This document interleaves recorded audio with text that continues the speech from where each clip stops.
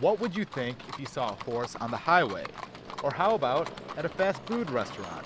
Well, these men give it no thought at all. We started running our errands on horseback. He's got the wagon, the horse and wagon, and we take it town, load it down with groceries or horse feed or whatever we need. Since the gas prices have gotten up so high and everything, we just decided to start using our horses and having a good excuse to do it. Cahoon has been riding for years.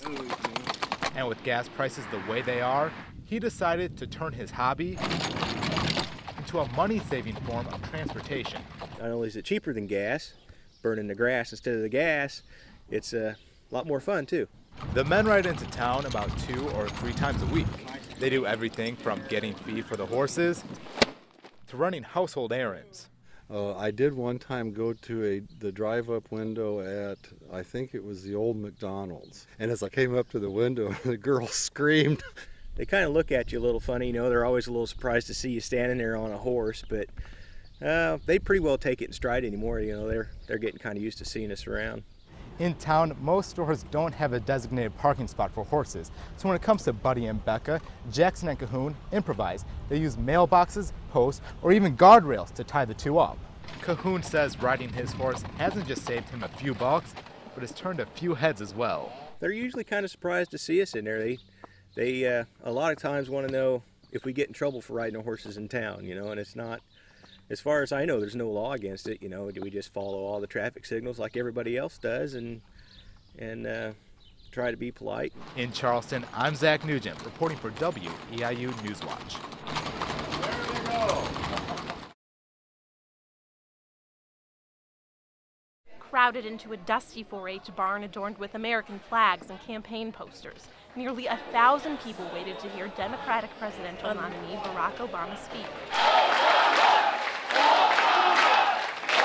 Ladies and gentlemen, please give a big Hoosier welcome to the next President of the United States, Barack Obama! Obama made a stop at the Wabash Valley County Fairgrounds in Terre Haute on Saturday to talk about the state of the economy. Change is not continuing the same tax policies of George Bush, giving tax breaks to companies that are shipping jobs overseas. Change is making sure those tax breaks go to companies that are investing right here in Terre Haute, right here in the United States of America. There are a lot of people that have that lost their jobs, and they lost their jobs, they can't afford to pay their health insurance. As a nation, we need to be concerned about our people. While the audience was full of voters, Obama reminded people that our future depends on the ones who aren't old enough to cast a ballot. I do want you to know that one of the reasons I have to win here is so that I've got Secret Service around my girls at all times. Whoever gets elected this year plans out the future of my generation. And I just think that since children are the future, that we should really be informed of what's going on. Here in Indiana, it's all about the colors. The state has consistently voted red, but presidential hopeful Barack Obama is all about change, and he thinks he can turn the state blue. For Republicans who love their party but love our country more and know we need a change, your cause is his cause. Is Indiana ready for change? We can't have any more of what we've had. We just can't go down this path anymore. It's too scary. We can't have this for our children. It's such a historic moment, and just for me to have a little glimpse of it is just amazing.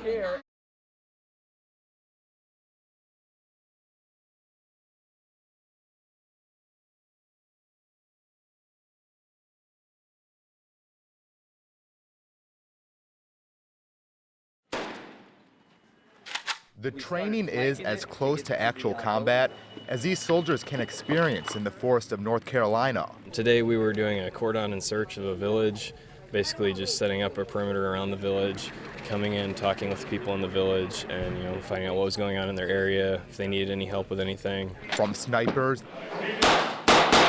and building raids, 1, 2, 3, go!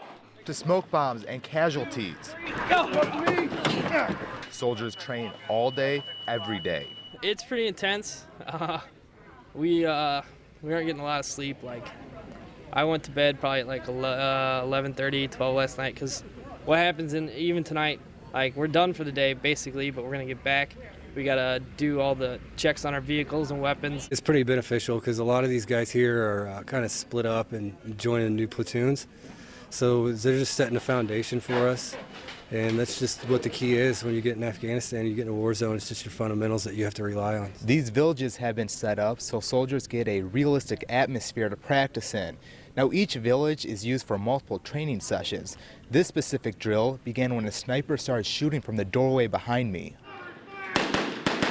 What happens when a commander comes into a village like this is they get together and the village elders tell us, the American military, what we can do to help stabilization. Being that their next step is Afghanistan, the soldiers must also train their ears. You get into a moment and you kind of forget what, that you're speaking to someone that doesn't understand what you're saying, and it can be very frustrating at times. Whether cultural or combat, there's one main goal behind all this training. I'm focused on making sure my guys are ready to go over, making sure they got, there's a million and one little things that can come back to bite you if you're not careful.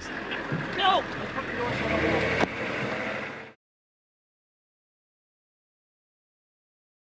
It's a little sticker that volunteers are hoping will raise a lot of awareness. What we do is we go to establishments that sell liquor and we put the yellow stickers on all the beer. Every retailer in Coles County has agreed to participate in one way or another, so hopefully there are yellow stickers all over alcohol in the county today. We're not here to hurt liquor sales. We're just here to hurt liquor sales that end up in teens' hands.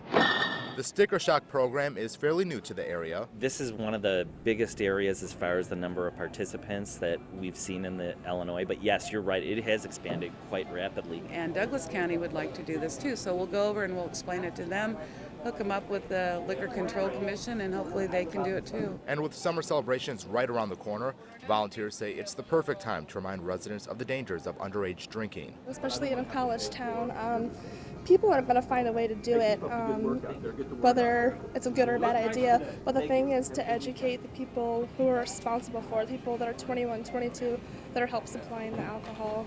If we can do our job at making sure that the adults don't provide alcohol to minors, we're going to be able to lower the incidence of injuries and death that occur because of underage drinking. Parents don't know that allowing kids to drink in their home can get you in a lot of trouble. So if we can get that message out, we're not trying to preach, we're not trying to judge, we're just saying. Warning: it is illegal to provide alcohol to a person underage.